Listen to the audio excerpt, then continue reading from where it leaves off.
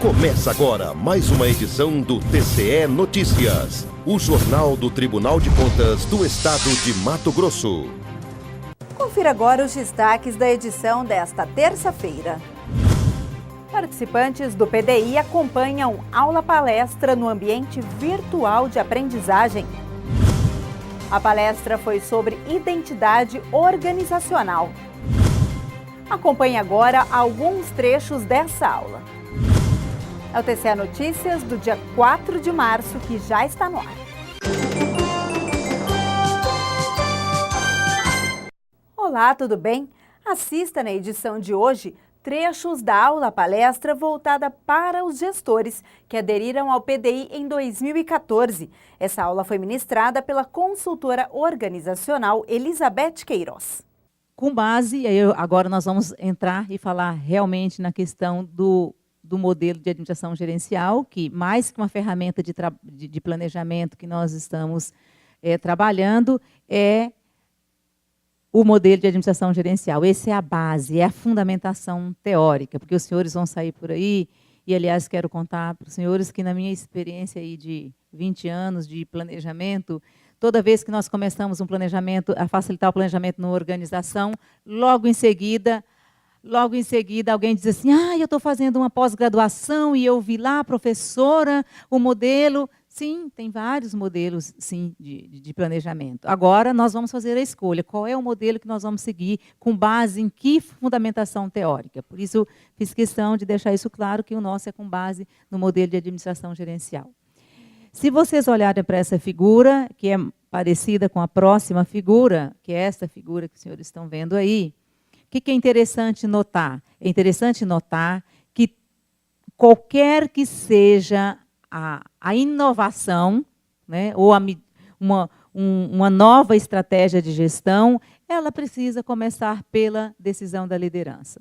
Por isso, os prefeitos foram convidados a vir até aqui, a assinar o termo de adesão, e assim todos fizeram, todos os 10 prefeitos assinaram, mas daqui também eles saíram com orientação de que transmitissem esta decisão para os seus líderes imediatos, que são os secretários, que os secretários fossem mobilizados, porque nós estamos falando que tem que haver o patrocínio da liderança. E aí a liderança, se vocês estão olhando, acompanhando aí por essa figura, o número 1, que é a questão da liderança, é por onde tudo começa. A porta de entrada, ou a chave da porta, é exatamente a liderança. Uma vez decidido, e isso já aconteceu, esse passo, observa que o número 2 é ter ferramenta de gestão, e aí está escrito o quê? Planejamento, estratégias e planos, que é usada a ferramenta para as estratégias e planos do planejamento estratégico. Bom, mas prestem bastante atenção que o 3 é planejamento para quem? Planejamento para os cidadãos. Observe que o foco já foi dado aí. O foco é voltado, então, para os cidadãos. E também o número 4, sociedade. Mas qual que é a diferença? Estou falando de cidadão, não estou falando de sociedade? Neste caso aqui, não. Neste caso, o cidadão é o cidadão usuário diretamente dos serviços. Sociedade é num contexto mais amplo de toda a sociedade. Essa é a distinção que se faz. O modelo de excelência de gestão pública liderado pelo Ministério do Planejamento. O Ministério do Planejamento também, nessa época, quando eu falava meados da década de 90, quando o ministro Bresser Pereira traz essa discussão para o Brasil, o Ministério do Planejamento é que foi o responsável depois para dar continuidade e trabalhar tudo isso, e aí ele tem o programa de excelência voltado para a administração pública. Bom, nós falamos da liderança que patrocina, que toma a decisão e que usa da ferramenta planejamento e com foco na sociedade e no cidadão. Pronto, falamos dos fins.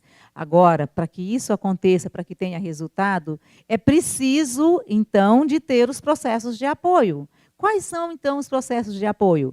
Aí sim, vem as pessoas, porque sem as pessoas nada vai acontecer, e também os processos de trabalho, as práticas de trabalho do dia a dia. São essas práticas, claro, feitas pelas pessoas, é que vão dar conta do suporte lá do planejamento voltado, então, para o cidadão e para a sociedade. E observe que o número 8, que é o último, que não numa linha hierárquica, são os resultados. Os resultados, então, é que volta, olha lá, volta de novo o feedback, que se não estiver dando resultado, então nada disso ali está adiantando. Por isso, eu quero reforçar bastante essa questão, porque os facilitadores chegarão aí no município e os senhores vão ouvir os facilitadores o tempo inteiro repetir quase que a mesma coisa. Qual é a relevância desse indicador para o cidadão? Esse indicador tem relevância? Vocês vão ver isso quase que o tempo todo. Por quê? Porque estamos seguindo um modelo de gestão e aqui essa figura representou muito bem. Mas vocês viram que lá embaixo, como base dessa visão sistêmica, aparece um item chamado informações e conhecimento. Sem esta, vamos tomar decisões não assertivas, muito provavelmente. Por quê? Porque com base nos dados que se transformam em informações e com base no nosso conhecimento, no conhecimento geral, é que podemos dizer se uma meta vai ser uma meta realmente possível de ser alcançada ou impossível de ser alcançada, por exemplo. Né? Então, isso é fundamental. Eu sei que não temos a cultura ainda da informação. Como não temos a cultura, mas posso garantir a todos que saúde e educação já têm uma cultura de anos. Por quê? Porque o Ministério da Saúde e o Ministério do Planejamento vêm trabalhando isso há anos. Né, com essa questão de dados, com essa questão de informações. Mas eu sei também que nos outros processos internos, como, por exemplo, tempo de resposta ao cidadão. Hora que fala assim, vamos definir uma meta de reduzir esse tempo de resposta. Vamos buscar a série histórica, aí vem a dificuldade. Então, este item está falando exatamente disso. Então, eu quis dar os dois exemplos, só para dizer que sim, temos que trabalhar com a informação, mas nem sempre nós vamos encontrar essa informação disponível. Quando não encontrar, não sofra. Vamos construir essas informações daqui para frente. Bom, feito esse contexto geral, nós vamos então começar a falar do planejamento em si. Lá no início eu já disse que modelos de planejamento existem vários. Eu comecei a trabalhar na década de 80 com planejamento e, naquela época, o modelo de planejamento era esse que os senhores enxergam aí na tela, esse chamado ZOP.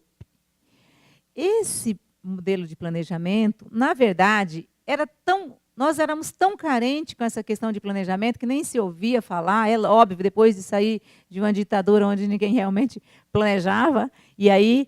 E, na verdade, nós não temos e nunca tivemos essa cultura do planejar. Né? Apareceu aqui no Brasil um projeto pelo BIRD, e lá, para a execução do projeto, eles trabalhavam com a metodologia por objetivos. Essa metodologia por objetivos, então, que vem desse ZOP aí, foi o auge do momento. Opa, estamos trabalhando com planejamento estratégico e a questão era objetivo e o foco era totalmente em objetivo. Para assistir a aula na íntegra, acesse o portal do TCE. O link aparece aí no seu vídeo. Eu te espero amanhã neste mesmo horário. Tchau!